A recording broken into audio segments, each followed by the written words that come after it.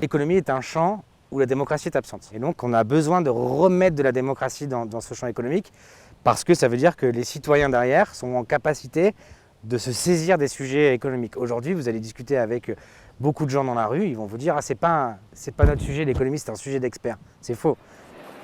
L'ESS est très subventionné, ils n'ont pas d'argent, ils n'ont pas de modèle économique. Parce qu'aujourd'hui, il y a beaucoup de préjugés qu'on a dû passer un moment à déconstruire un peu tout ça et à montrer qu'une entreprise de l'ESS, elle peut très bien avoir son modèle économique et que quand elle est subventionnée, c'est qu'elle joue un rôle de service public et de mission d'intérêt général que forcément, nous, on aurait dû jouer et qu'on ne joue pas. Donc c'est normal qu'on les subventionne parce qu'elles font le travail à notre place. Donc une fois qu'on a un peu déconstruit ce discours-là, qu'on fait la distinction entre développement économique pur et recherche de l'intérêt général, on arrive ensuite à poser des bases. C'est à nous, politiques et citoyens, d'avoir un contrôle effectivement sur le sujet économique.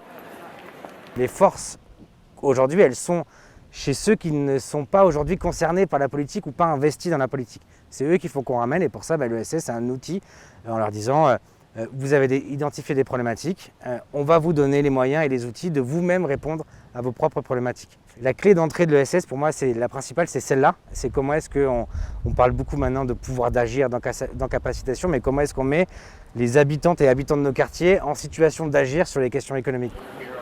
L'économie circulaire, elle prend tout son sens et toute sa cohérence et toute sa force si elle est portée par des entreprises de l'ESS ou par des statuts de l'ESS.